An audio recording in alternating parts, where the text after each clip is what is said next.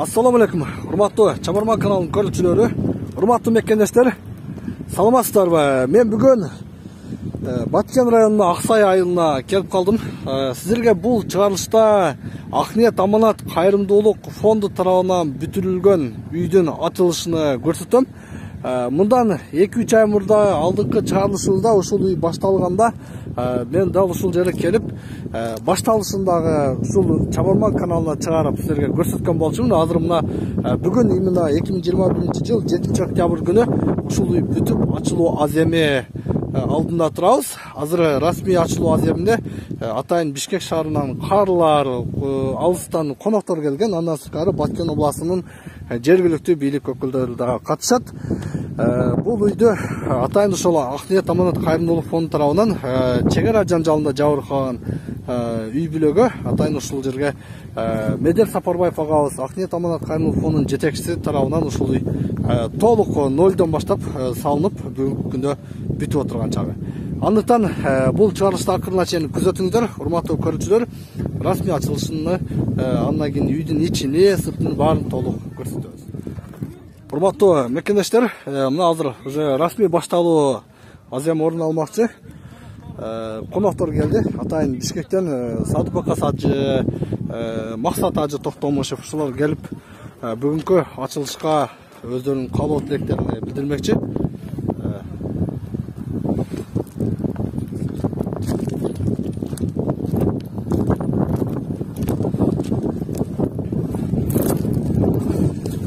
Албетте Акниет Аманат кайрымдуулук фондунун жетекчиси Медер Сапарбаев агабыздагы коноктор менен бирге келип отурат.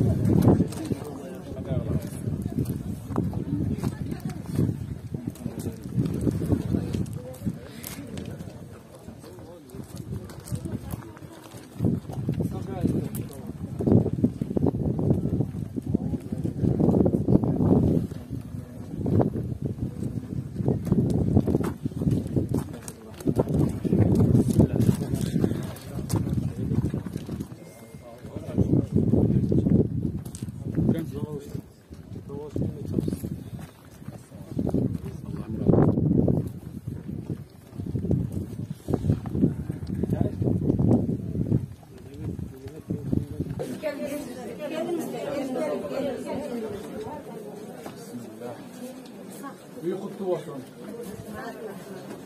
Hani 10'a kadar kadar gezer, 10'a kadar.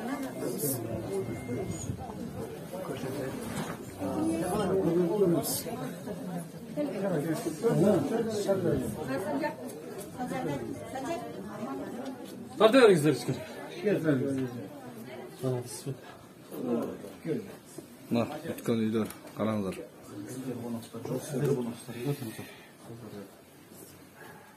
Hayır bir yeni ağzı da var. Hayır ağzı da var. Ağzı da var. Bu ne hepsi?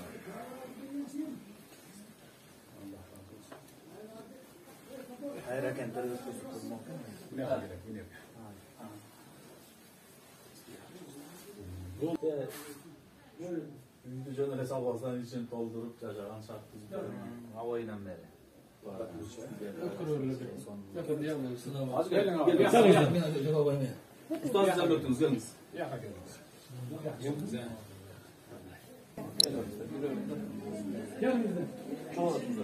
Yok men atam.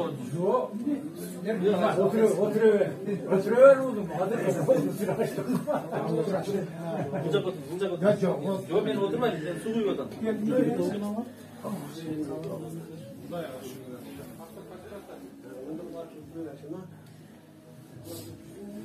Tamam bakalım.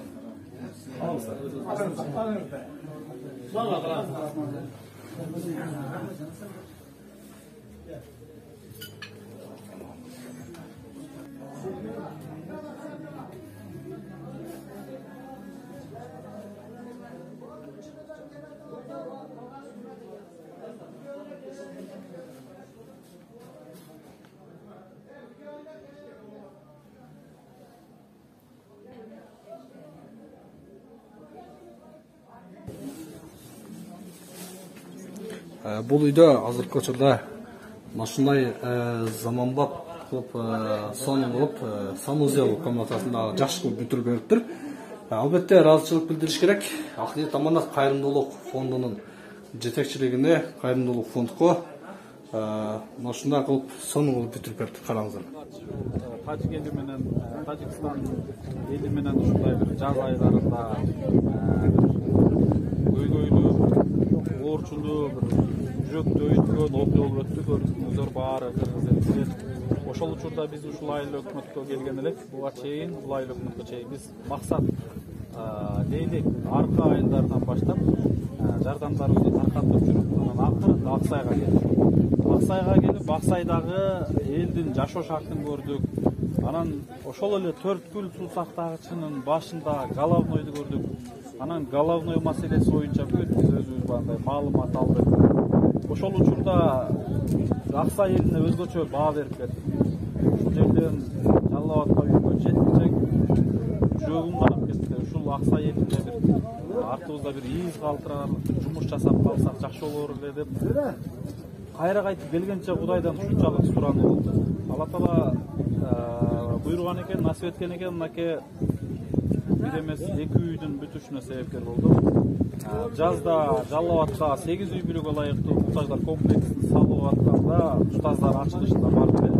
Устаздардан бир жакшы дуа алдык элек. Устаздар мына эртеңден Баткенге чыккан атабыз. Бирок Баткендин кайсыл жеринде үй саларыбыз белгисиз эле.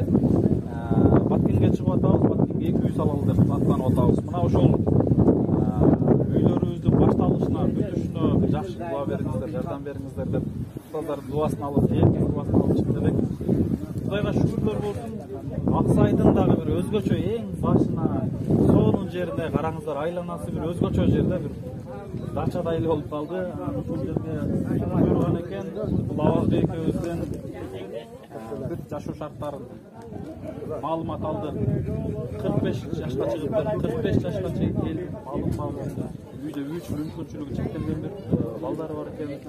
Чынлыгында өтө бир мындай оорчундуу жашоодо жашап келиптир. Бул экинчи үйүбүз, а биринчи үйүбүз болсо ошол Варуктун границасынын алдында, Казакстан менен чектешкен жерде, ошол жерде кечеги окуяда жараксыз абалга келтирип койгон ошол үй эле. Мына ошол үйдү толугу менен бүтүрүп, анан экинчи үйдү баштадык. Азыр экинчи үйдүн алдында ачылыш болду. Биз Акниет Аманат фондунун буйруса 12-нчи үйү. Ушул менен катар Жалал Абадта да бир үй бүтүп атат. Кудай кааласа, чындыгында азыр толкундан сүйүнүп турам. Баткенге үй салабыз деп 2 жылдан бери диет максат коюп жүргөнбүз. Кудайым ошол ниетибизге жетти. Мына азыр Акниет Аманат кайрымдуулук фондунун жетекчиси Сапарбаев агабыз өзүнүн ошол үйдү кантип баштаганын, кандай кылып бүтүргөнүнү бир оз кыскача айтып кетти.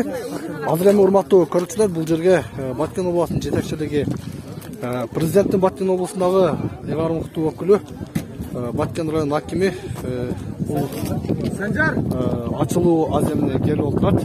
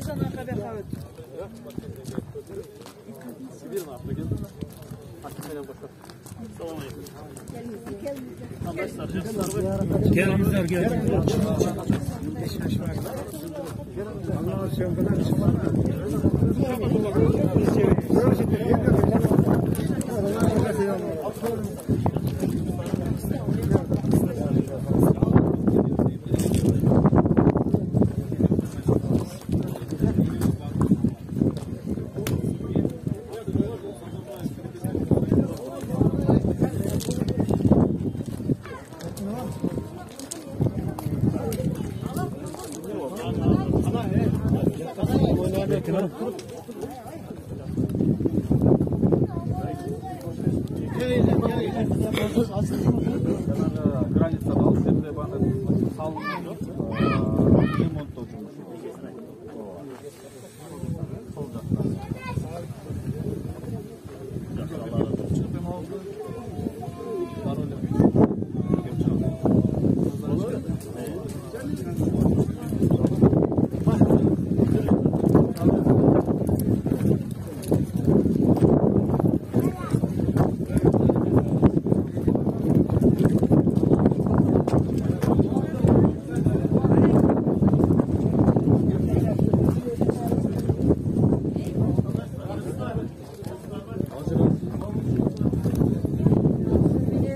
Бүгүнкү салтанаттуу аземдин жалпы катышуулары Өрүкзардын мекени болгон пайгамбарлардын кадамы калган Кудайым назарын салган куттуу жерде сиздер менен жолугушуп отурабыз.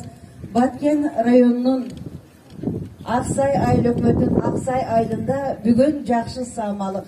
Көп түкүрсө көл болот деп кайрымдуу адамдардын кошумчасы менен, жакшы адамдардын демилгеси менен бир адам болсун ак өргөлүү болуп бүгүн кубанычка батып отурабыз.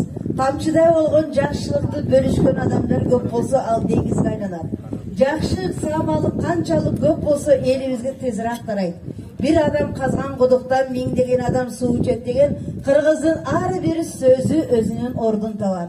Mına bugün Örükzarlı Batkende kızır joğlagan Kudayım kolduğun eldin arasında kadır bark tapkandar, ak nan tapkandar, emgegi menen elige jakkanlar, jönököy feili menen kızır joğlagan insanlar geli olturat. Andıktan bugünkü azem kut bolsun, jerge özge kut kolsun dep bir kol çağıp koştu koysoңуздар. Ахмет Аманат фонду, кайрымдуулук фонду буга чейин да көптөгөн алгылыктуу иштерди уюштуруп, республикабыздын булуң бурчунда кыйналган, кысталган жакыр үй бүлөлөргө жакындан жардам берүү менен көп түкүрсө көл болот деп элдин арасындагы товарман, багарман мырзалардын, чыган мырзалардын, кайрымдуу инсандардын демилгеси менен дайыма ушундай жакшы саамалыктарды уюштуруп келет. Бүгүн мына Аксай айылында дагы эң жакшы саамалык болуп Айтемиров Авазбек агабыз менен Жуманбекова Малик эжебиз ак өргөлүү болуп, ак босогону актап, сиздер менен бирге жакшылыгын бөлүшкөн отурат.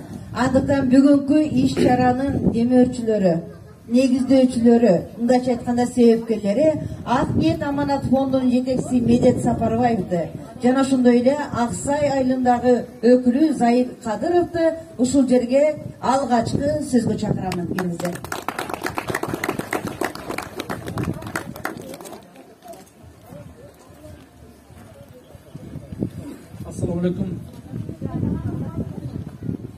Assalamu alaikum урматтуу жалпы Аксай эли жана ушул жерге алыскы жерден атартып келген устаздар, жалпы коноктор жана областтын өкүлү, райондун башчысы, жалпы коноктор келип турасыздар, куш келипсиздер.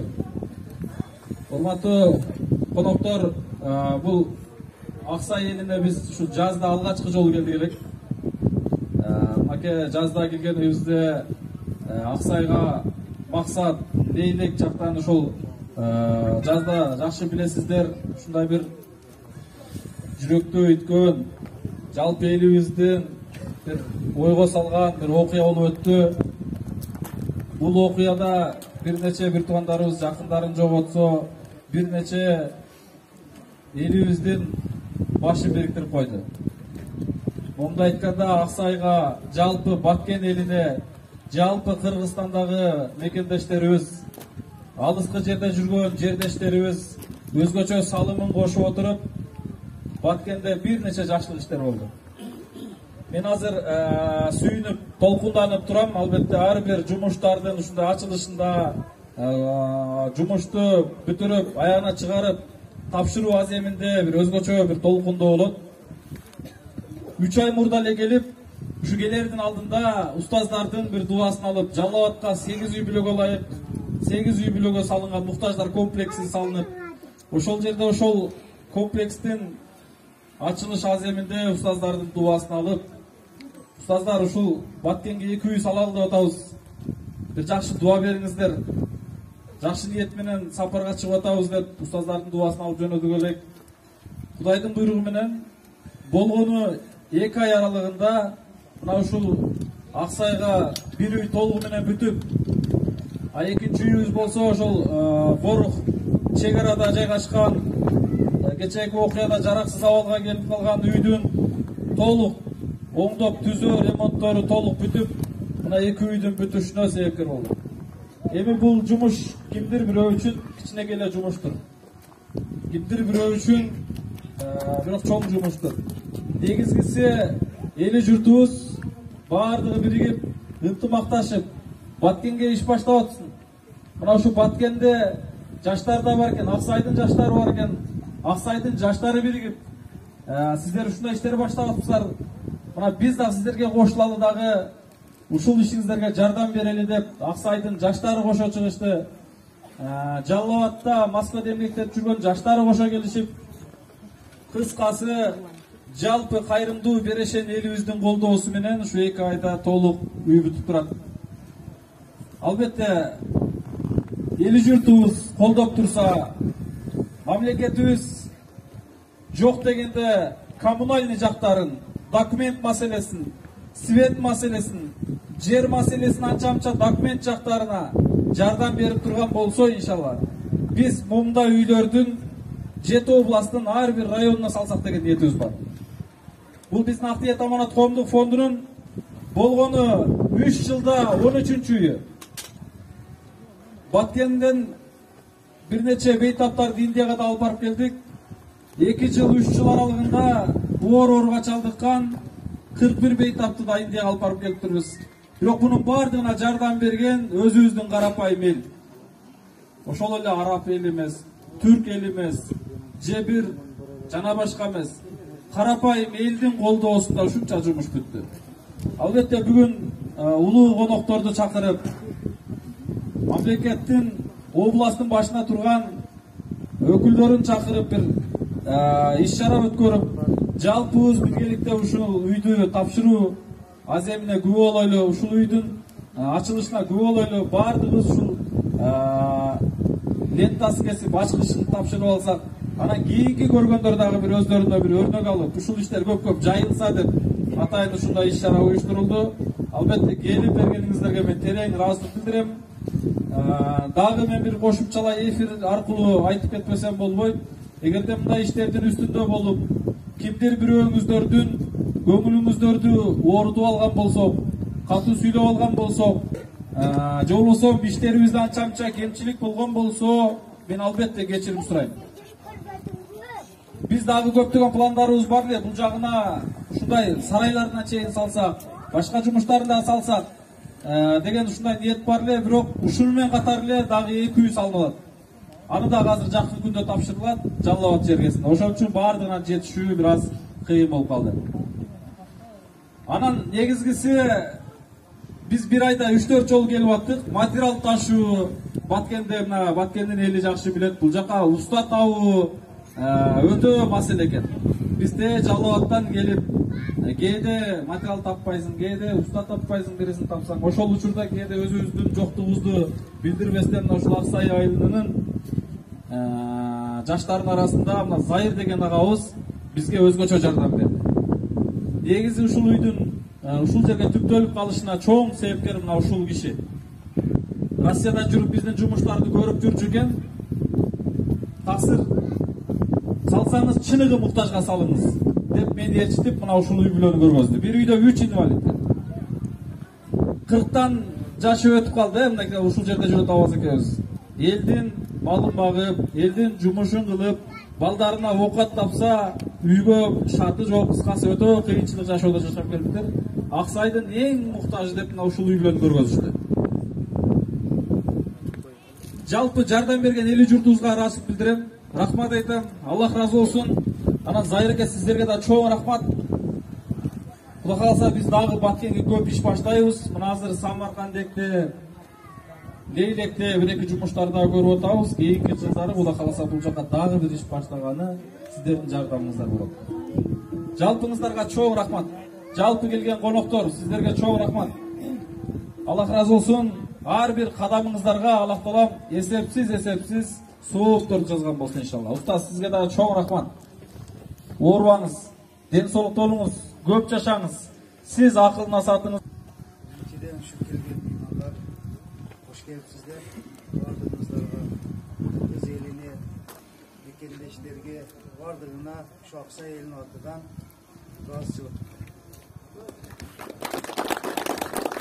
Чоң рахмат Медер мырза менен Зайыр мырзаға бір қол чабып қойыңыздар. Жалғыз аттың чаңы шықпайды, чаңы шықса да аты шықпайды деп, бүгінгі ушул иш чаранын, ушу бүгінгі бүткөн үйдүн фундаменти, ташы, кому дегеле, ушул крышасы жабылып бүткөнгө чейин оң колуңдун бергенин сол колуң билбесин деп кайрымдуулук кылган инсандар көп. Кудайым ошолордун баарына береке берсин, тапкандары жакшылыкка буйрусун, жүрөктөрүнө ыйман толсун, заманыбыз оң болуп, жакшылыктар коштолсун.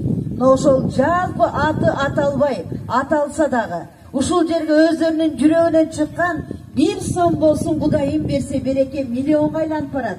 Миллион болсун буйрубаса Кудайым заматта алат дегендей, өздөрүнүн тамчыдай болгон салымын кошкон инсандарга бир кол чаап койсоңуздар. Улуу Калыгул атабыздын айткан жакшы сөзү бар. Жакшыга оомат келгенде бой көтөрбөй пас болот. Кылган иши саз болот. Жаманга оомат келгенде көтөрө албай мас болот. Күнүгө жаңжал чыгарып катынына кас болот. Ыргызсаң алыс таш кетет. Пейили бузук пенденин казанынан аш кетет дейт. Бул сөздөрдүн айтында эл башчы кандай болсо эл ошол жол менен барат. Эл башчынын аягы жеңил болсо элине береке ырыскы тамат. Казаны майлуу, жайыты жайлуу болуп, кут конуп, жакшылыктар коштолуп барат дейт. Андыктан бүгүнкү биздин саамалыкты тең бөлүшүп отурган элдин жакшылары, элдин башчылары, Баткен областынын губернатору Алимбаев Абдыкарим Карабековичти, Баткен районунун акими Учкунбек Жоробаев агабызды, жана ошондой эле Аксай айыл өкмөтүнүн башчысы Сабиров Алимбек Ибрахимовичти ушул жерге сөзгө чакырайын. Келиңиздер.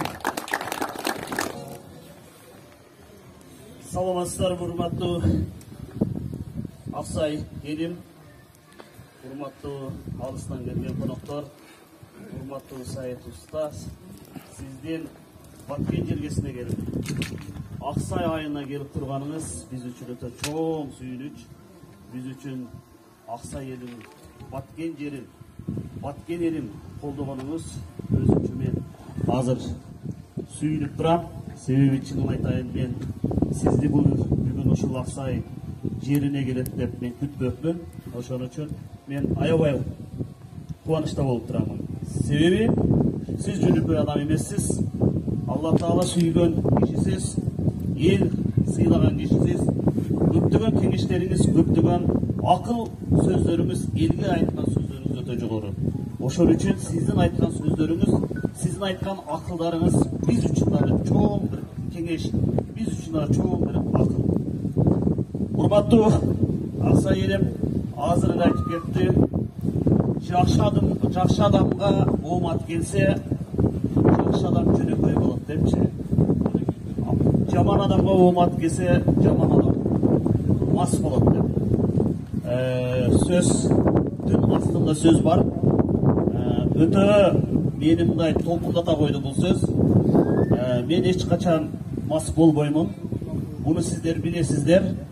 Мен жөнөкөй ушундай тоо ташта, ушундай айылда, жөнөкөй үй бүлөдө туулуп, сиздердей ушундай бир айылдарда чоңойгон баламын.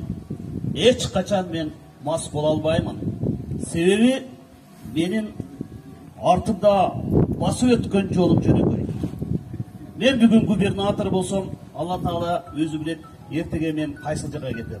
Ошон үчүн мен аны билем, өзүмдүн ордуму дагы билем, өзүмдү сүйлөгөн сөзүмдү дагы ээмин.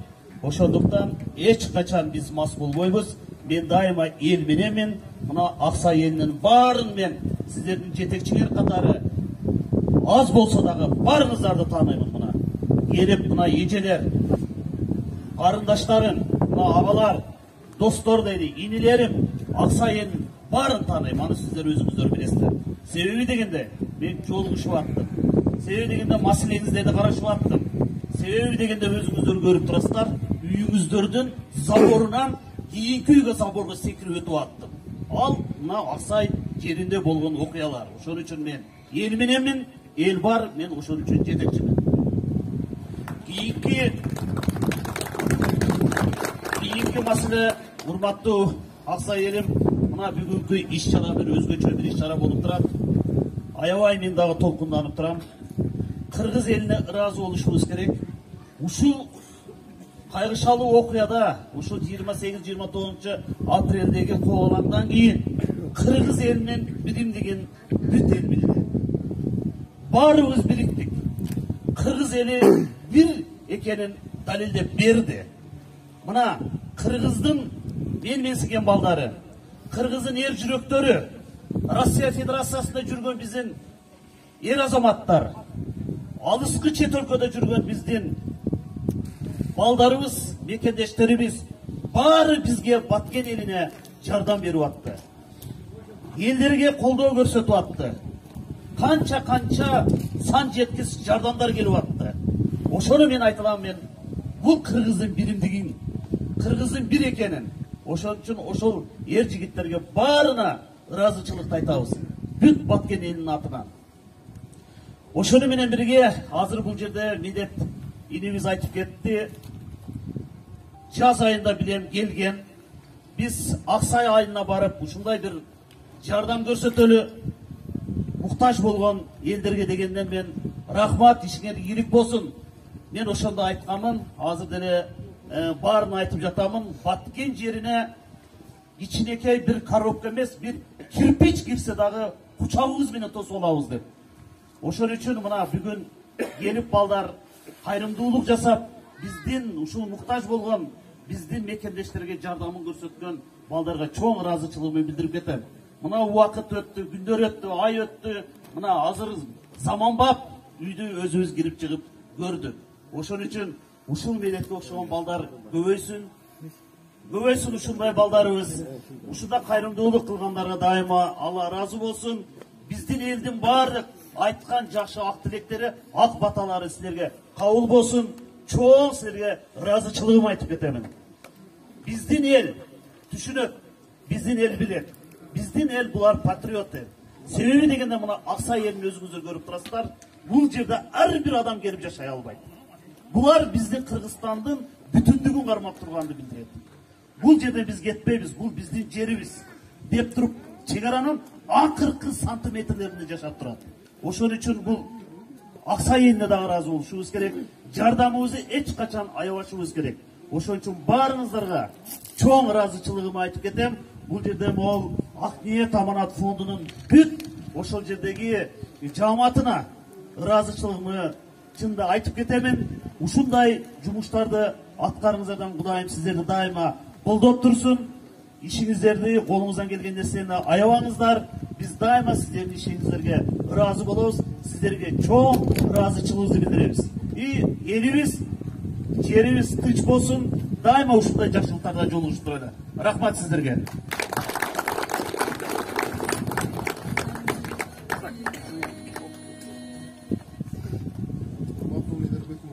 Кыргыз-Тажик чекарасында орун алган куралдуу кармашууда жабыркаган жарандар үчүн заманбап мезгил тууралына жооп берген үйлөрдүн курулушуна зор салым кошуп өзүңүздүн чын патриоттук сан экениңизди көрсөттүңүз.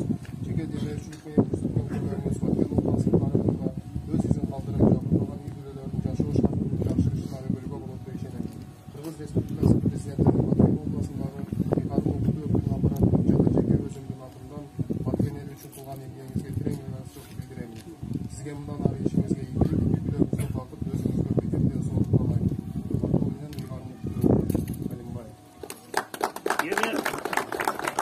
Бегиним чоң сизге бир белек бере албасак дагы, мен ойлоймун ушул биздин ыраазычылык өмүр бою сиздин эсиңизде калат, сакталат дагы.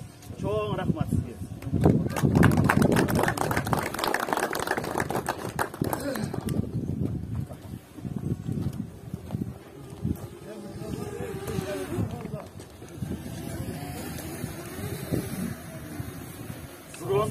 Дронду токтотайт. устаз, урматтуу сиздер байке, урматтуу чакырылган коноктор, урматтуу Акниет Аманат коомдук фондунун өкүлдөрү, биздин Баткен районубузга кош келипсиздер. Биз өтө кубанычтуу болуп турабыз сиздер менен учурашып, сиздер менен баарлашып турганыбызга. Урматтуу Аксай элинин тургундары, урматтуу Озбек ака, сиздин бүгүнкү мына куттуу жаңы бүткөн конушуңуз куттук болсун, мубарак болсун. Үйүңүз сизге бүгүнкү кубанчтуулган болсун. Ушул учурдан пайдаланып, мен дагы Баткен райондук мамлекеттик администрациясынын атынан, Баткен элинин атынан, райондун элинин атынан, жеке өзүмдүн атыман Акниет Аманат коомдук фондуна жетекчилигине, андан сырткары дагы кайрымдуу инсандар, ушуга канчалык кайрымдуулук жардам берген инсандарга мен терең ыраазычылыгымды билдирип кетемин. Сиздердин ошол билебиз, биздин районго, областыбызга жана башка кыргыз калкына өзүңүз жана өзүңүз айтып кеткөндөй жакынкы чет өлкөлөргө дагы ниеттериңиздер бар экен, жардам бере турган, жардам көрсөтө турган ошол жардамыңыздарды биз билип турабыз, эл билип турат, жетекчилик билип турат, негизги Алла Таала көрүп турат. Ошол Алла Тааланын жолуга кылган кызматыңыздар дайыма өнүктүү болсун. Сиздерге мен эки дүйнө бактылуулук каалайм. Дагы бир жолу терең ыраазычылык билдиремин. Келип бүгүнкү иш-чара катышып, ушундай ак үйдү, куттуу үйдү бүтүрүп, Озбек аканы ушундай кубанычка билдирип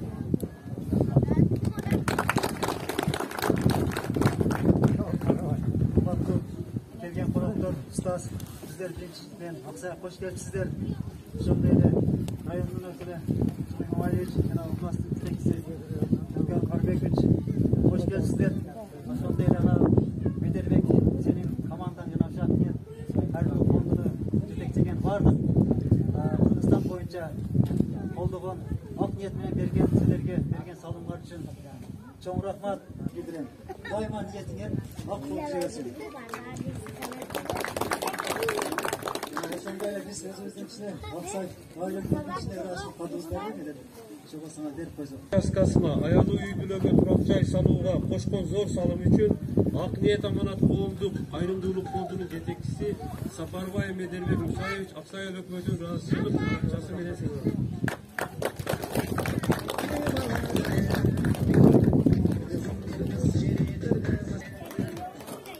Кудайбердиев Абдурашид Матураимович.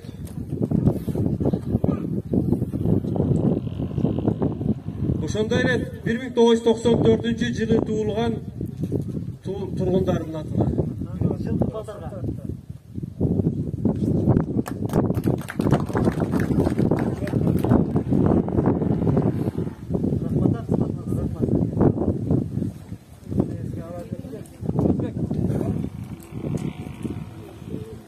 Ошол үйдүн эсине кичине балдар үчүн кичине оюнчуктарга рұқсат берсеңиздер ашык койсок анда.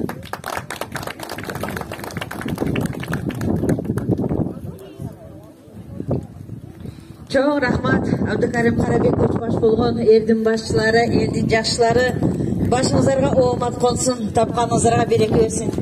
Жигит бирим жолдосун, Кудайым колдосун. Баткен элинин жакшылыгы жалпы сиздер менен бирге болсун. Мына ушундай жакшы инсандардын жакшы тилеги кабыл болсун деп бир кол чаап көрсөтүп койсоңуздар.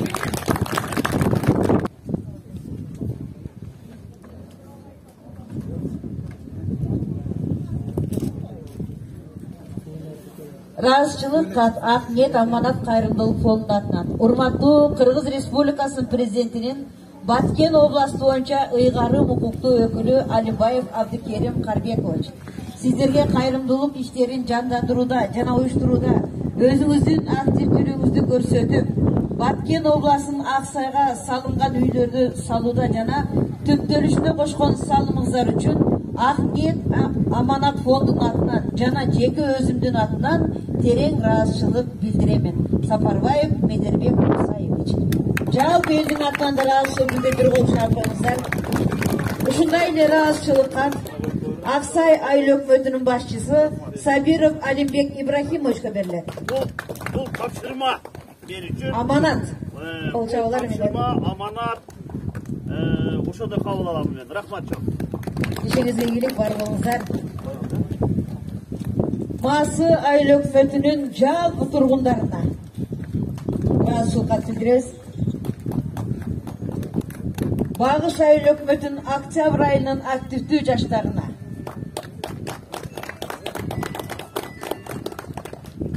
Köktala komuna Moskvada emgeklenip yürgen Bağış Ayıl Ökmeti'nin cemaatine Aksay ayının aktivite yaşlarına rahatsızlık bildirdi. Kadırov Zairbek Samedinovichga beriladi. Qo'l chavuz. Aksay ayının Qira mirzasına qo'l chavuzlar. Asılbek Acı başlagan Aksay ayının qadırlı aksaqallarına.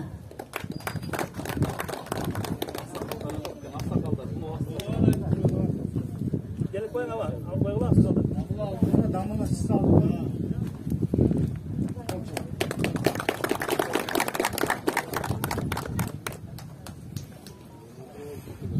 Barbolыңыздар, бұл разычылықты жалпы елдің атынан қабылдаңыздар. Сөздердің барын жиынтықта олайын еже деп, қолымызды бөліп қалды.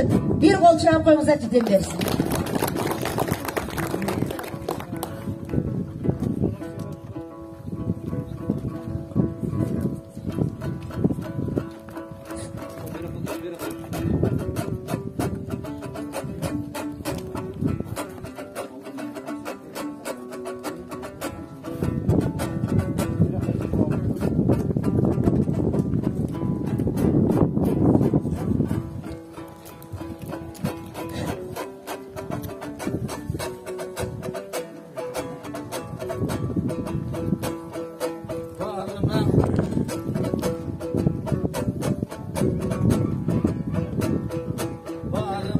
Tam salamdın oy bunda bak kendin elin amandı. Ardakta vay tam salamdın aksaydın elin amandı. Aya vay ay tam salamdın ayaşavalar amandı. Tuttuktap gelgen çağımız kuvanıp durgan uşundan avaz beklegen ağamdı. Oldup koy soğur bol boy bu mendey bonuscan gelgen balandı. Yakşılık verip Kırgız'a jarkıratsa ken zamandı. Ankeni qarab oltursan atalardın özünün akıl qalat turbayбы. Esketse dağın adamdan akıl qalat turbayбы. Aq emgek kılsan Aksayga mintip atın qalat turbayбы. Tuğanlar bugün Aksayga gelip kalgan soň avdanга tuğmurdaydı. Mına bu avaz bektey ağabız tandu bolgan uvaga kaygırıp jatkan Aksayım bugün şandu bolgan uvaga Huday özü buyursa maldu bolgan uvaga agarıp atkan kadimke tandu bolgan uvaga ankeni bu yılkı jıldın oylu sok ey neçen degen qaraça başынан neçen qaygının ötkörgün Aksay turbayбы dalaydagan düşmandı böktürgün Aksay turbayбы dalaydagan kıyındı göpkörgün Aksay turbayбы Aksayga gelip kalgan soň ardaktaydyň ırdaylı qaytar Aksay mına jerime batkendey uşul jerime kol salgan düşman bolbosun Emomalyň Rahman ezelin ekip bolbosun andaylarım buyursa Kırgızstan alыс bolsoň eken dep Aksaydın aksakaldары kara kıldı akjargan kalыс bolsoň eken dep aldırbagan jerlerim har bir ulumdan uşunday namys bolsoň eken dep arubaktan ölköbüz koňşulardan jılganga yarış bolsoň eken dep bizden oşolordun barısın tilep kelgen çağыбыз barıňardy bir yerden sürep kelgen çağыбыз uşunday üýler buyursa dalay buyursa dalaylaryň uşunda деп салына берсе болгону, далайлары буйруса табыла берсе болгону, бири-бирин ушул кыргыздар сагына берсе болгону, бири-бирине кыргыздар жагына берсе болгону, анткени ынтымак болсоң ырк болот, Рыскулуу журт болот, Рыскулуу Кыргызстан ар убакта кут болот. Бизге кол салган ушул душмандар эч убактан оңбосун. Экинчи мындай кайгылар жакшылык ушул элимге жамандык деген болбосун. Аксакалдар кырача, аталар келген убага, апалар келген убага, ушулардын оозунда жаштарыңа берилчү, баталар келген убага, анткени амак ниет аманат коом, кайрымдуулук коомдук фонд экен. Бүгүн Аксайда мынан орду экен. Жанагың үйдү салган карачы зайраган турбайбы, ак эмгегиң Аксайга дайын агам турбайбы, кыргыз элге кызматы дайын агам турбайбы. Болбосоң зайрачы дагы бар, Москвадан карача өзү келген убага, силердин баарын куттуктап сөзү келген убага. Айтор ушул фонддун эң чоңу Медербек деген бала бар, Медерге жакшы караңар.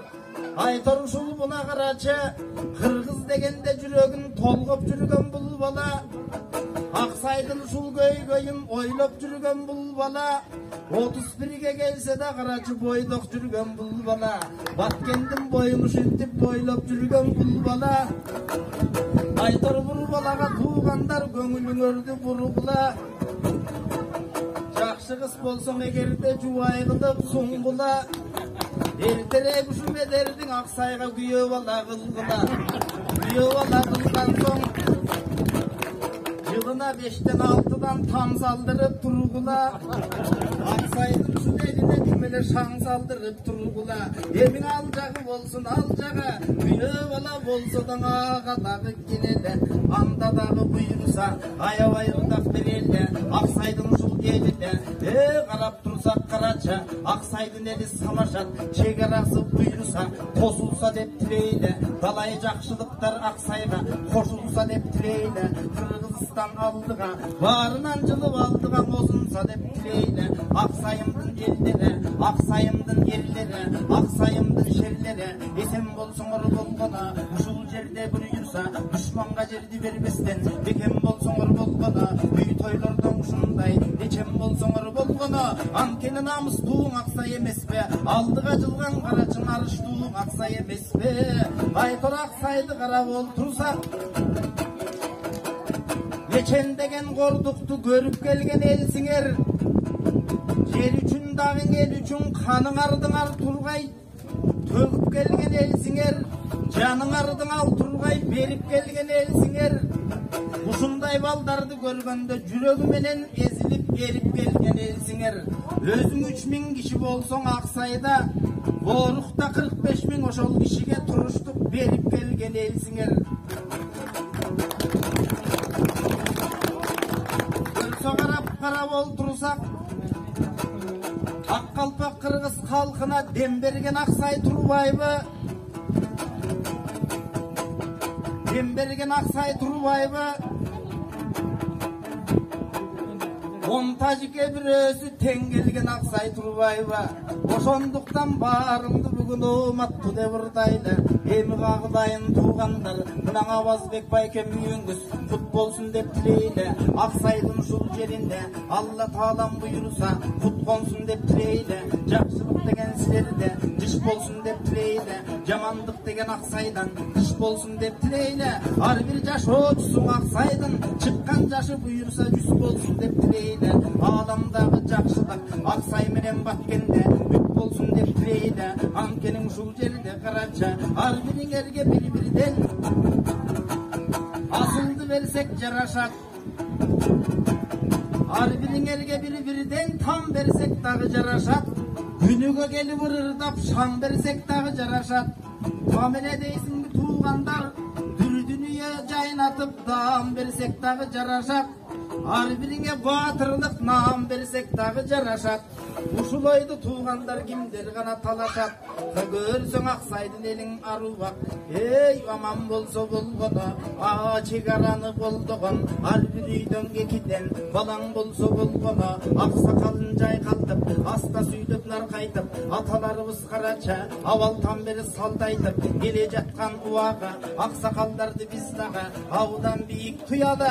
Ушундай иштер буйруса, улана берсе болгону, жана жаллабаттан келишкен, жалпы журттун эриткен, маасы деген айылган ыраазычылык айтабыз. Айтор барыңарга бирде, карыңарда берген ыраазычылык айтабыз. Сиздер турсаңар сүйүнүп, биз да кубанып үйгө кайтабыз. Айтор барыңыздарга жакшылык болсо экен деп тилейле, өксөргөн жериң Аксайдын толсо экен деп тилейле, басып келген душманды аксайлыктар чогулуп жойсо экен деп тилейле. Айтор кол салган душман болбосун, барыңыздарда буйруса, жамандык деген болбосун, жакшылык деген болносун. Көкмөңдүн айткан сөзү ушул барыңдын төрүңдө бакыт ойносун. Айтор карап олтурсак, кыйын чыкма бир жерде, жорголор дагы келиште, сады бакас устаттай, молдолор дагы келиште, губернатор баш болуп, акимдер дагы келиште, барыңардын ырдоого акындар дагы келиште, улуу күчүү карачы жакындар дагы келиште.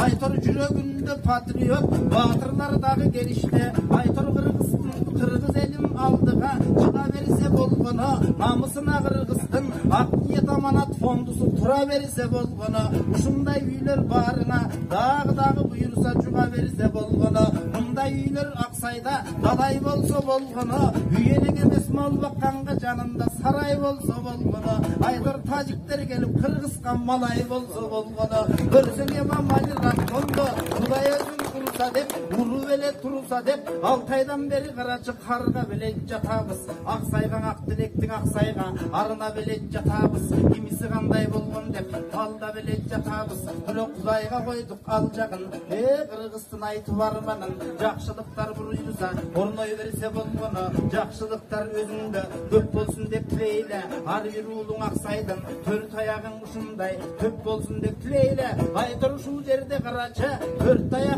төрт тараптын баарысы тоосу дагы кыргыз, тоосу дагы кыргызда, мунун жоосу дагы кыргызда, элибиз дагы кыргызда, жерибиз дагы кыргызда. Ушундай жерди карачы, Айкөл Манас атамдан калган жерим эмеспи, аталардын кандары тамган жерим эмеспи. Ушундай жерди буйруса сактап турсак болгону, атагын айтып адамга даңктап турсак болгону, чек араны жыл сайын тактап турсак болгону, Айтор Баткендин ушул жеринде, Аксайдай улуу элимде жамандык деген болбосун. Ал убакта сиздерде ортоңуздарда сый болсун, укканыңыздар ыр болсун, ынтымак болсоң экиң эл ортодо кайдан чыр болсун. Баскан уул чыккан уулуңар тың болсун, баскан жолуңар шыр болсун. Анткени карап олтурсак, депутаттар талашкан, мандатка рахмат айтпастан, Баткенди келип кайтарган солдатка рахмат айталы. Казынаны жеп ичкен депутат министрлердей мастерге рахмат айтпастан, Баткенди тургуп кайтарган аскерге рахмат айталы.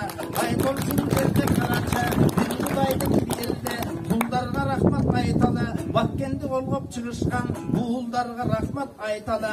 Кагылайын аталар, кагылайын апалар, балдарга тийип батаңар, балдарыңардын жанында аман эсен буйруса 100 жашка чейин жашаңар. Ар убактан ушундай жакшылык деген Аксайда, Аксайдын ушул терин жеринде карап олтурсак, тоосу сонун Аксайдын, жолу сонун Аксайдын, акындар келсе кол чапкан колу сонун Аксайдын, камсалып турган молундай жери сонун Аксайдын, Айтор ак пейил болот башынан ели сонун Аксайдын.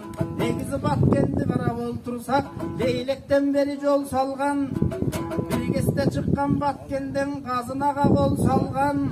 Агарып атса билесиң, шоокуму сонун Баткендин, асфальттан мелтиретип жол салган шоопуру сонун Баткендин. Ошондой тың уул Kırgızlar Kırgızda dağı buyursa çığa verirse bolgono atağın Kırgız halkımız buğa verirse bolgono emin ıntımak bolsun kalkımda ıntımak bolsun jalkımda ırıstуу jaşoo var deşet ıntımaktın ardında birimdik bolsun jalkımda birimdik bolsun kalkımda bir sonun jaşoo var deşet bul birimdiktin ardında emin ağa niyet amanat fondu eken Aksayda mınan ordu eken kançalığı boldu eken Aytırdağı tamınar salına verse bolgono Yaxşılıklar silerinde de buyursa tavla verse bolgono Etigi Moskvadan beri karay Jallavattın yaşları jardan bergen uaga Alarga da buyursa gömüldü jakşı buralı Batkendin elim barыбыз Batır dep barın tuyalı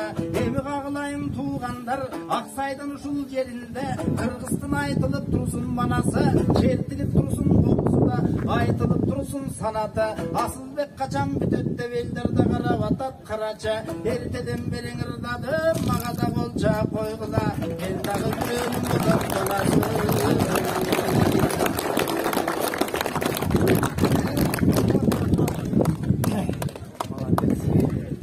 Atına zatı jaraşkan Kırgız'ın asıl mırzası Asılbek Maratov'a bir kol çağırıp koyuңuzlar.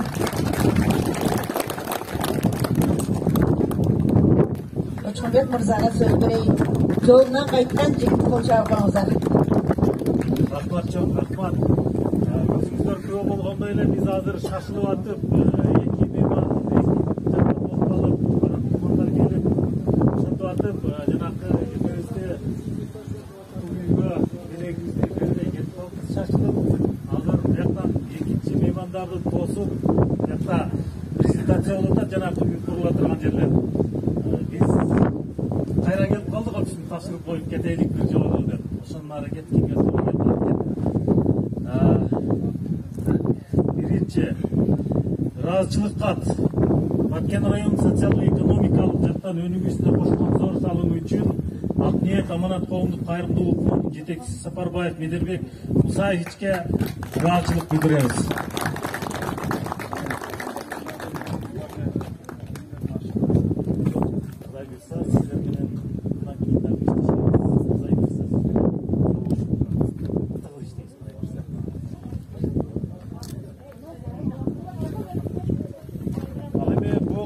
Азыр эме дагы аба дагы салкындап, уже кышка жакындап атабыз. Ушул куттуу үйгө аз болсо дагы жылуулук талап, ушул жылыткыч ала келгенбиз. Үйдүн ээси.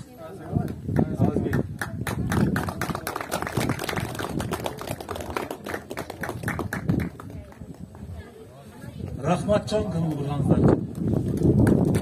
Чоң рахмат. Жолунан кайткан көңүлдү тапканын элге чачкан Учкунбек мырзага кол чаап коштоп коелу. Ошо жергебизде тынчтык болуп, жакшылыктар коштолуп, ар бириңиздер менен бүгүнкү салтанаттуу аземибиз дагы да болсо толукталып барсын. Кызыр жоолаган инсандар келип берейин. Ар бир кадамыңыз ушундай басып келатканда кут колсун. Ар бир кадамыңыздан Кудайдын мээрими толсун. Ар бир сөзүңүз Аксай элimiz Кыргыз элине дем болсун. Хош келипсиз. Мээримдүү, ырайымдуу Аллахтын исми менен баштайм. Баардык атактан, мактоо, даңаза жалгыз Аллахтын өзүнө гана болсун.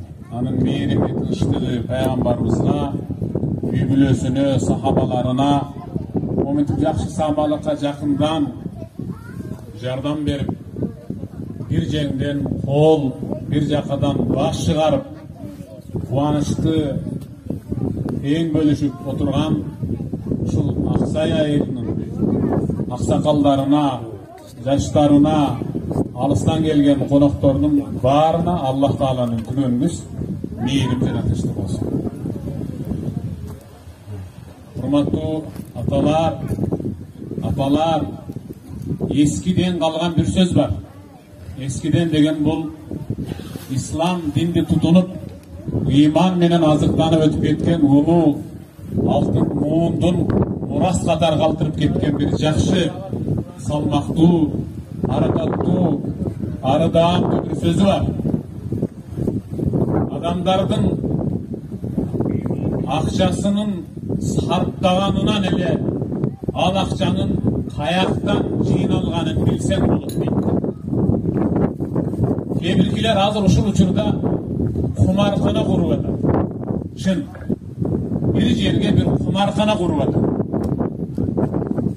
Анан дагы бирөө ушу уурдап келе жатканда дароо көрүнбөй өтүп кетейин деп бир тешик тешип атат. Же жолду аңгек кылып казып өтүп атат. Демек анын өзү ошого кеткен чыгымы өзү арамдан жыйналып калгандыгы үчүн жалаң ал арамга гана жумшалат. Атайын Жалал Абад областынан келген ажабабыз Москвадан келген тың жигиттер мынау өздөрүнүн жөнөткөн акчасынын изин көрүп сүйүнүп атышат. Анткени алардын акчасы өзү адалдан жыйналгандыгына дагы бир жолу өздөрү өз көзү менен күбө болуп атышат. Ушуларга кол чабат.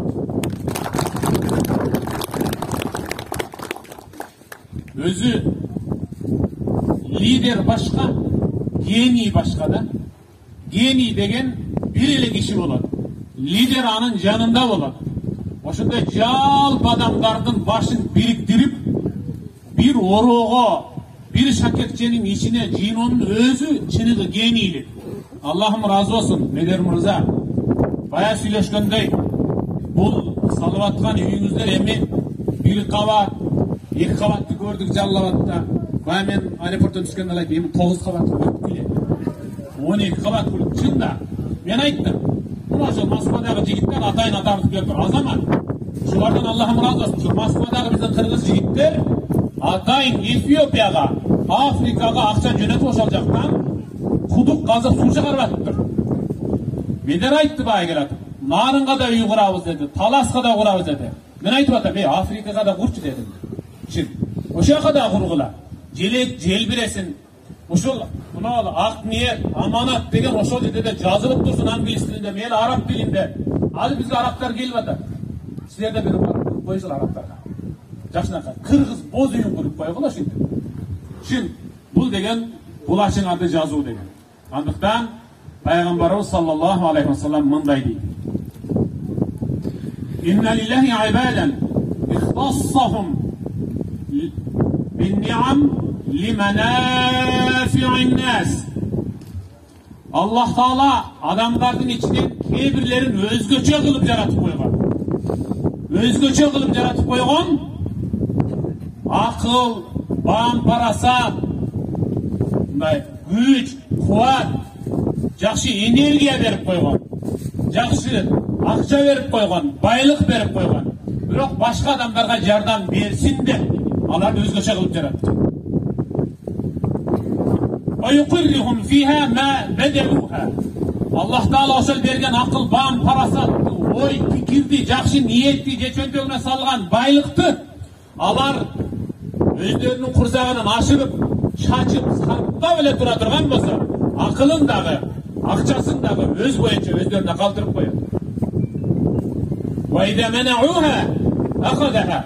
Эгерде бирөөгө пикир бербесе, кеңеш бербесе, же акчасынан бөлүшпөсө, Аллах алардын ойын, пикирин, акыл, бам, парасатын кемейтип, чөнтөгүндө акчасын жок кылып коет.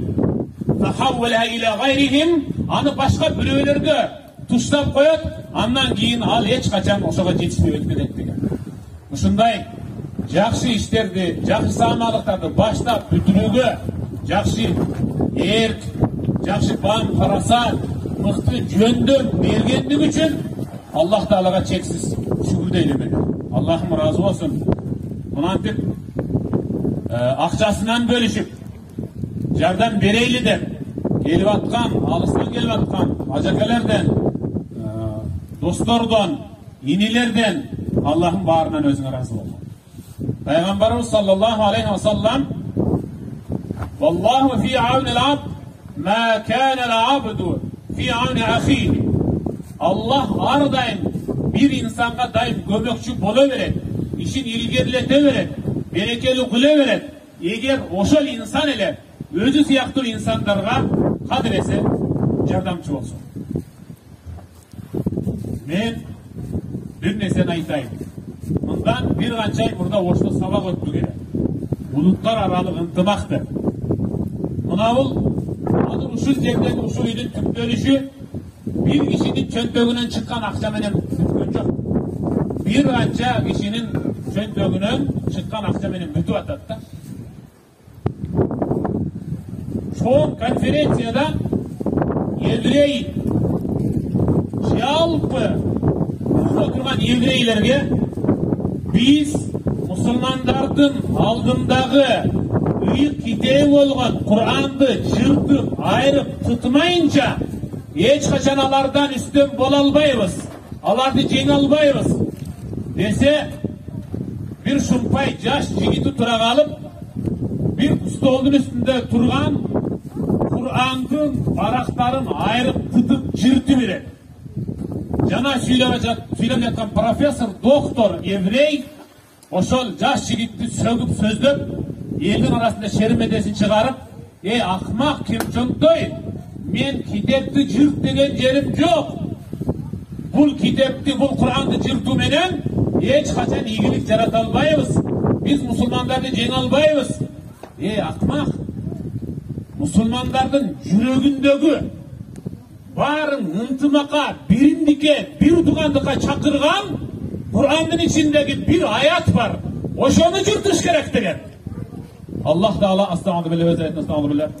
وَاعْتَصِمُوا بِحَبْلِ اللّٰهِ جَمِيعًا وَلَا تَفَرَّقُوا Sadakallahul azim. Allah ayıttı. Allah'ın arkanı olgan. Menin aldımdan silerge nur, merim, keçirim, ırayım tüşürüge sebepçi olatkan Kur'an'a arkan jip katar barına birikkile degen ayattı jırtışımız gerek. Biz alardın ıntımağın ıdıratkanda gana anan bilindetip jengemiz degende. Biz oşol ölüm bögönümüzdön ıntımak bolgonumuzdan momunday büyüler tutuyor. Dalayların salatadı da. Dalayların salat. Salıp gelgen Kırgız eli. Dağı salat buyursa. İnşallah. Men ötkönde ıyık Ramazan ayda oşol Moskvadağı mekendeklerin çakırusumuna sabaka bardım ele. Oşol uçurda bul jakta bayakı kişine bir jürögö yütkön oğalan bol ketkendeyi bardım ele. Barsam bardı gaylı hükmet. Kırgızstan boyunca Kalas'tan, Göl'dön, Narın'dan, Şüydön Aydın bardı olmazlar. Oğulas mıday dursun. Hakimiyat, aile hükmet, aileden önce bölünü alıp biz Batkende'nin leyleke 200 bin, 500 bin, 1 milyon cina koyduk diye tüyüp oturduk. Ana ben ayttım. Yakalayda. Saviz, piyaz, kartoşka, yetti diye kögörüp geçişi mümkün. Akşamlarda karmak dursalar, balkim tam salasınlar. Dedim öyle. Gel bakalım. Bizden Kırgız'dan oşunda tüm jigitler var. Eğer bayağı Asılbek aklımız aytkanday şegara meselesi taktalsa anda ekele jigit çöntөгүндө акча менен Kırgızстанды zıt tol menен oroп şegarаны бетинен көзгөн эң мыктылар бар иншалла. Ошолорго кол чабуулар.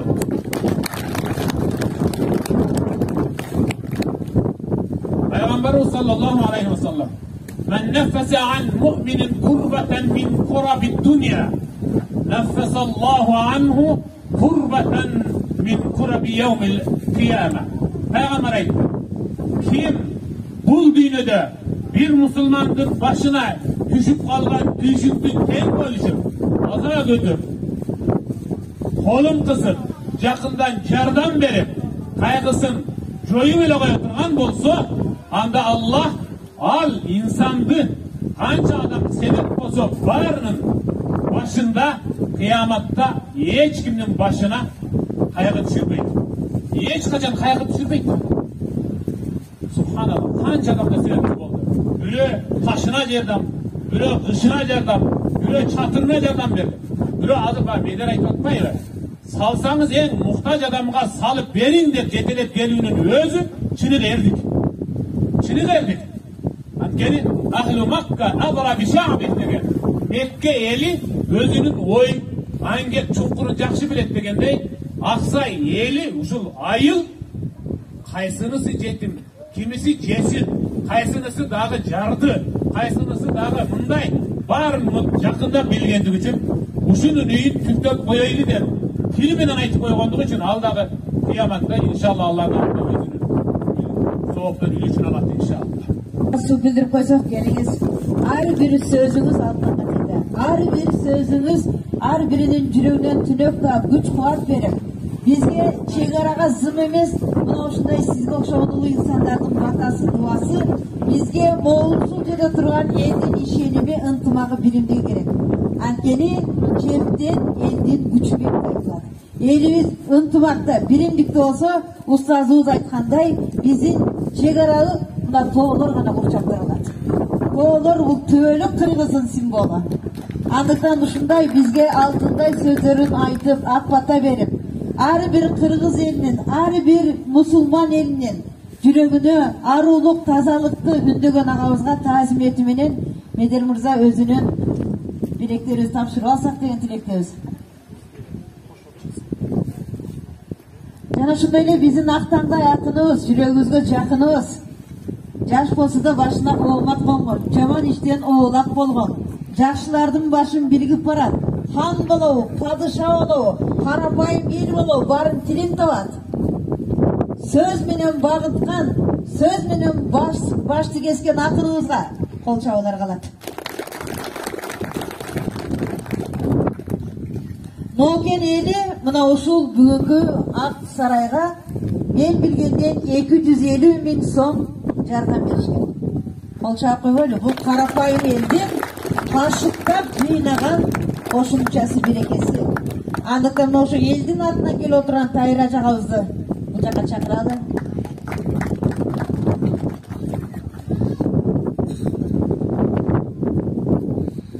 Москвада жүргөн дегеле биздин Кыргызстандан сыртта жүргөн мекендештерибиз, уул кыздарыбыз күндөн күнгө биригип, күндөн күнгө Кыргызстан жөнүндө ойлонуп, Кыргызстандын желегин бийик көтөрүп, келечегине өздөрүнүн салымын кошоюн деген тилектер бар.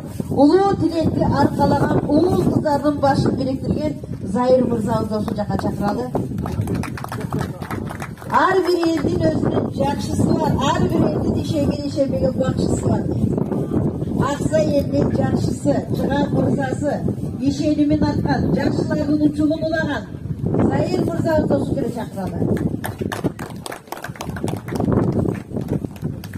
Алтын башыңыздар аман болсын деп ак калпак кийгизип баралы.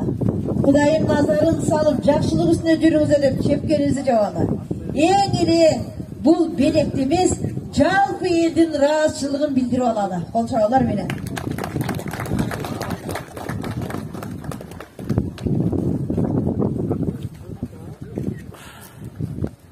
Аксайлык мырзабыз гана.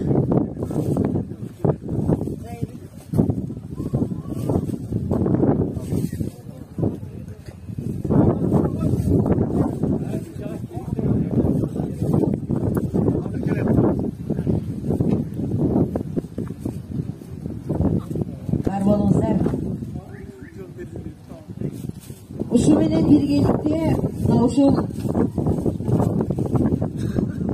айрымдуулук иштерин жандандырууда, уюштурууда өзүнүн активдүүлүгүн көрсөтүп, элге дем күч берип, баарыңыздарга жакшы тилек коштогон ак таңдай акыныңыздар Маратов Асылбек Маратовичка ыраазычылыкка ант ниет аманат кайрымдуулук фондунун атынан тапшырылат. Кол чабуулар менен.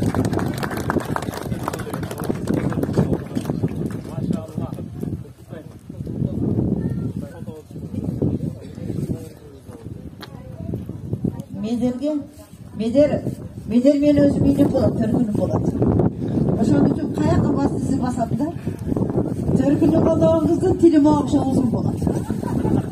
Жылдызы жарат, барган жерден багын табат дейт. Бирок кайерге барбайын Медерди күйөө ала кылып алсак дегендер бар да. А мен айтат элем, аксайлыктар, эри кайдан болсун, айдан болсун, аялы аксайдан болсун. Анткени эркек башчы болот, аял моюн болуп калат. Моюнга аякты караса, баш ошол жакты карап калат. Күндүзгү сайраган күкүктөн, түнкү сайраган, күндүзгү сайраган булбулдан түнкү сайраган күкүгө өтүп барат дейт. Андыктан баардык жакшылыктар коштолсун, бирок мактоо да адамды бузат дейт. Gümüş uyda jaşagan güyola, kamış uyda jaşagan kaynatadan ümit kılap deydi. Bederdi buzballa. Tamaşa gelingizler. Can baksa elinin atman. Şu Bedir Mırza'mızga dağı. Elden ak batası men önü össün. Erkektin başına oğman ayal zat arkılı gelip konup barat. Erkekte gelgen oğmandı ayal teyip getirip salat. Akıldı olsa ayalı, Bedir dağı da olsa Kırgızstan için kızmak kılıp barat. Kılayım ile bir yaşını peşinizde bulayım. Yazsın degen tilek menen aksayınızda koyacağım. Sürüncük çapı koyulgen güzel varızlar.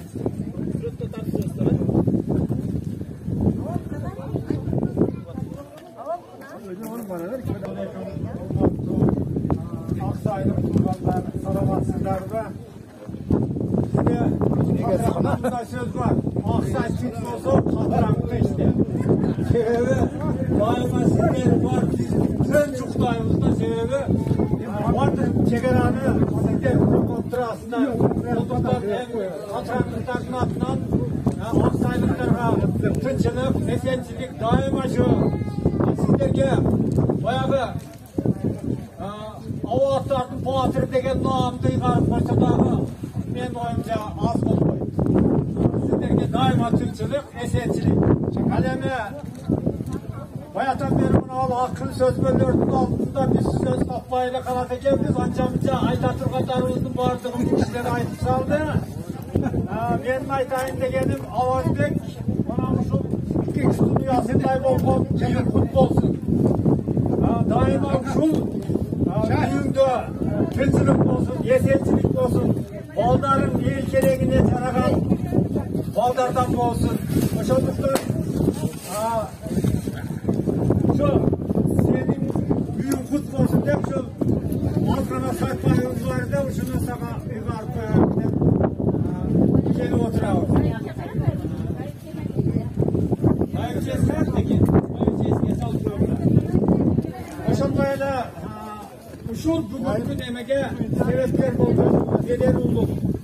Ben seni şu afiyet olmadan soğudum uyuşturgandan beri YouTube kanalından görüp şu sen adır ayıp atarsın içine ki kuştuğunu yasınday büyü saldık de. Yok. Sen benim oyun boyunca Kırgız'ın yaşlarının atıp kalkan buz yüreğin kandaydır bir demende yerittim de oylayım da. Yerittim. Şimdi adı kara oturup durup bana dairacını kara oturup ne gözüm çoşta. Emne için şu aksaya konuşup durman leyleklikler gençlerinde biz kozgalanlar yoktur. Bizge sizler dem verdinizler. Kuvat verdinizler. Yüreğinizde dök tonup kalkan buzdu erittinizler. Bedel ulum sana en soğudum. Tınçılık. Atenen benim daima baktlı yaşarlar. Ata enelerin büyüdün körkü olup daima senedin dörmördün yeyesi olup düverdiler. İşine iyilik bundan aradağı şunday soğukçuluk işlerde yasayıverirken. Rahmat. Mikrofon koyayım, fırsat versenize. Ezelteden aytılgan söz elimde. Çıgaşada, kireşede peyinde. Akkarada birge cüretten aşıp, aramdıktın gölçügünde girinbe. 30'дағы göynök 40'ta jaraşpayt. Sım batыңды buzar göynök giyinbe. Dosуң дағы, düşmanıң da tilingde. Şaytanıң da, perişteң de dilingde. Байлығың da, бийлигиң да kurusun. Akikatsız mıyzam bolsa iyilbe. Göz tiygenden, söz tiygen jaman deyt. Jaman gözgö, jaman sözgö ilimbe. Bereke var razçılıktan tapkanda. Bir ortam suusun damın tatkanda. Ertenkinin ırıskısı buyuru dep. Жалбарамың жаратканга жатканда. Таң тутосуп, күндүз аты тирүүлүк. Жашоо көркү тирүүлүктө ыйманда. Мен ишенем, бейли түзгө Кудай барын берерин, жамандыкты аманчылык жеңерин. Жалпы Аксайлык туугандар, Баткендик туугандар, Kıyınçılık düşkön gezdi başına, hiç kim basıp gelbese de canına. Жақшылықтан үмітіңді үзбөгін, бұл күн өтөт, сабырды бол, жашыва. Жалғыздықты жар чығылса бағыңа, таш борсың деп тағдырыңа налыва. Жаратқаным өзі жалғыз емес пе, жолдош болсын жаратқаным жаныңда. Бұйруаса жиған байлық дүние, азап тартып, күйінбі. Алтын башың аман болса табарсың, жүрегіңді толтыр ыйман сүйігі. Топық болсың, тоғдай бақыт табарсың, жолпон болып жарқырарсың, жанарсың. Өмір деген жаз, жай, күздей өзгөрмө. Ұнытпағын, 4 мезгілде бағындырған адамсың. Барыңыздарға аманшылық қалайым, жақсылық қалайым. Өртүреген жүректер ыйман тілеп жақсылықтар қоштолсын деп келіңіздер әме. Пайғамбарымыз пайғамбар жашын асса дағы, дүниесі толып жатса дағы, bir перзенттің жытына зар болып жаратқандан алдына барады. Қағылайын жаратқаным, байлық бердің, мансап бердің, дөлөт бердің, разымын. Жоқ дегенде перзент берген, bir күн жыттап моқымдан қанайын деп. Пайғамбардың сұранышын жаратқаным қабыл алады, бешігіне бала салады. Пайғамбар сүйінгідей той қылып бар дүниесін чачып салады. Ал тойға бардағы, жоқтағы, байдағы, кедейдағы бары бірдей барады. Bir gün ötet balası жашай береді. 40 gün ötet balası жашай береді. 41-ші күні пайғамбар баласын көтеріп жаратқанға келеді. Қағылайын жаратқаным, мен баланың өмірін бір еле күнге сұрадым еле. 40 күн күттім, келбедің, өзім көтеріп келдім деп. Ошымды жаратқан айтқан екен. Сен дастұрқын жайып чачыла чачқанда, ақ тойың арып дағам татқандар, ақ тілек айтқандар, алақан жайып алқап жатқандар, балаңа өмір тілеп қайтты, елдің ақ батасымен балаңа өмір бердім деп. Андықтан батадан ұйық нәрсе жоқ. Біреуінің көзінде бар, біреуінің сөзінде бар, біреуінің тұрған тұрпатында Құдайдың берген құдіреті бар. Қыдыратадағы мерседес емес, ешек мініп келеді. Бақыттағы жарқылда емес, дуана кейпін кейіп келеді. Қайырчы деп bir сом салып байқалай қалба, періште екенін білбей қалба дейді. Қайырымды, кешірімді, сабырды адам Құдайға жағады. Елдің озына салса Құдайым қабыл алып тілектер атқарылып барады. Ақсайға келген қызыр жолаған инсандардың ақ батасыменен баткен жері гүлдеген абат жерге айланып, жерге өзі дайыма жақсылықтар қоштолсын деген тілегім қалады. Ақ батанымын шул аталарым беріп, ушул үйге қанша бұт кіріп атса, ушул ыймандың, ырысқының, жақшылықтың ордосы олған. Ушул елімізге ырысқы қоштығын жарық чачқан, шоуы чачқан нұр болсын деген тілекпенен ұрықсат етіңіздер. Ушул бүгінгі біздің ең чоң ачылыш үйдің лентасын кесіп, бата менен бір дуа қылып тұран келсек. Ұстатымызға батаға берейін, келіңіз. Сіздің алдыңызда мен төгілу атам, білесің неге? Анкені ұстатымыздың сөйлесе сөзі таза, ойласа ойы таза, ашкенеден қозық үшін таққан қарағаттай көзі таза. Басқан жолынан нұр тамып барат, ыймандың ешігін açып, жүрегіңізге жылулық тартулап, тұрған жеріңіздер. Жай намаз, Құран кітепмен қоша. Барлық жақсылықтарды қоштап тұрады, бір қол шағып қойыңыздар.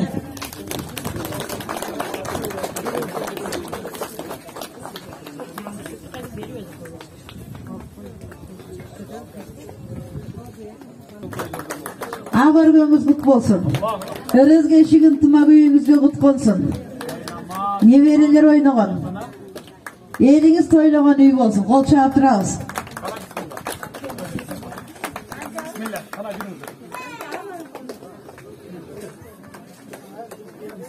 Bir takbir aytmaylı var.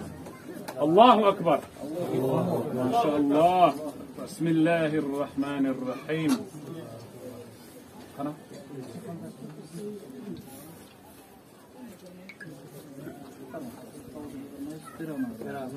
Amazaki özünüz bir kırkı var mı uyunuzda? Kim üylük olursa gelse Kızıl Lenta'nın kalgandan alınızlar. Allah razı olsun. Kireli mi? Yaşlılıklar cumuştu olur deydi. Bismillah. Amin. Uşul kadamlar men uşul nur gelsin. Tut gelsin. Uşul üydün geregesinden Avaz Bey ekimiz Geregeden baş çıkarsın, gelin alıp kız çıkarsın. Bulağadan baş çıkarsın, oğluyla kız çıkarsın. Kolları perzentke uzarsın.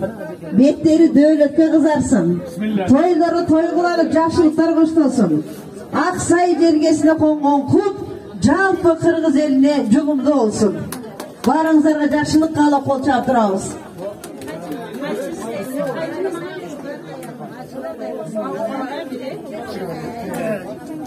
Келіңіздер, урматтуу коноктор, куттуу үйдөн кур чыкма деп эми барыңыздар даам татып. Ошол үйгө бата тилем. Жакшылыгына көп болуп кетиңиздер. Мына ушундай урматтуу көрүүчүлөр, бүгүн аябай сон баткенде аябай сон жаңылык болду. Дал ошол Акниет Аманат кайрымдуулук фонду түптөгөн үй мына ушинтип бүтүп, бүгүн Аксай эли үчүн өтө кубанычтуу күн болуп отурат. Албетте үйдүн ээси Аваз аке өз дагы өтө кубанып турган чагы. Бул жерде мен албетте өзгөчө ыраазычылык билдиргим келет, урматтуу көрүүчүлөр. Акниет Аманат кайрымдуулук коомдук кайрымдуулук фондунун жетекчиси Медет Сапарбаев агабызга албетте ушул үйдүн ичине салым кочкон биздин мекендештерге, Россияда жүргөн мекендештерге өз жардамын аябаган биздин журтташтарга баарына терең ыраазычылык. Мен жыйынтыктайм, урматтуу көрүүчүлөр. Ар дайым элибизге тынчтык, жакшылык болсун, чек ара алып тынч болсун, өлкөбүздөн көрмөк болсун. Көрүшкөнчө.